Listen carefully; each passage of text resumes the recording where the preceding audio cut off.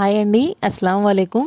మనం ఇంట్లో చద్దన్నం మిగిలిపోతే చాలామంది పారేస్తూ ఉంటారు. లేదు అనుకుంటే పులిహోరో, దద్దోజనమో ట్రై చేస్తారు. ఇలా కాకుండా ఈ విధంగా డిఫరెంట్‌గా వడలు తయారు చేయండి. చాలా అంటే చాలా బాగా వచ్చినాయి. ఫస్ట్ ఒక బౌల్ తీసుకొని ఒక కప్పు సద్దన్నం మనకి లెఫ్ట్ ఓవర్ రైస్ మిగిలిపోయిన అన్నం ఉంటుంది కదా!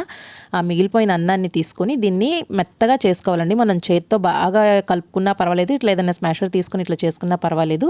చూసారు కదా! ఈ విధంగా మెత్తగా చేసుకోవాలి.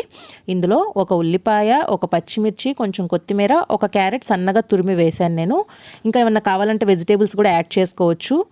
ఇందులో రుచికి సరిపడా ఉప్పు, ఒక హాఫ్ స్పూన్ జీలకర్ర, కొంచెం అల్లం తురిమి వేసుకోండి. ఇక్కడ ఒక 2 స్పూన్లు బియ్యపిండి, ఒక్క స్పూన్ శనగపిండి. ఇది వేయటం వల్ల బైండింగ్ లాగా వస్తుందన్నమాట. మనకి చక్కగా ముద్ద చక్కగా కడుతుంది. ఈ విధంగా వేసి మీరు ఎంత వీలైతే అంత మెత్తగా కలుపుకోండి పిండిని. వాటర్ అనేది అస్సలు యాడ్ చేయకూడదు.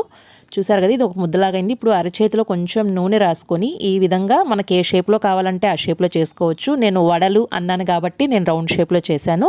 ఈ విధంగా అన్నీ ప్రిపేర్ చేసి పెట్టేసుకోవాలి.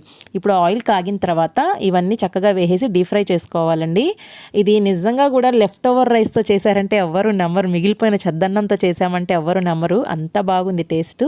చూసారు కదా, చక్కగా ఎర్రగా వేగిపోయినాయి. రెండు పక్కల ఎర్రగా వేగిన తర్వాత మనం ప్లేట్లోకి తీసుకొని సాస్తో కానీ మయోనీస్తో కానీ సర్వ్ చేసుకోవచ్చు. లేదా ఏదైనా చట్నీ ఉన్నా కూడా సర్వ్ చేసుకోవచ్చు. నేను దీంతో పాటు షామీ కబాబ్ కూడా చేశాను. కానీ మా ఇంట్లో ఎక్కువ ఓట్స్ అయితే దీనికే పడ్డాయండి. అంత బాగా నచ్చింది ఇంట్లో అందరికీ. రైస్తో చేశానంటే ఎవ్వరూ నమ్మలేదు. మీరందరూ తప్పకుండా ట్రై చేయండి. మిగిలిపోయిన చద్దన్నంతో ఇలా కూడా చేసుకోవచ్చు అని అందరూ షాక్ అవుతారనమాట. ప్లీజ్ అండి, మీకు వీడియో కనుక నచ్చితే లైక్ చేయండి, షేర్ చేయండి. ఇప్పటిదాకా నా ఛానల్ని సబ్స్క్రైబ్ చేసుకోకపోతే సబ్స్క్రైబ్ చేసుకోండి.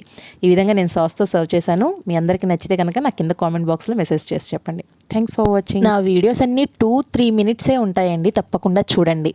Thank you.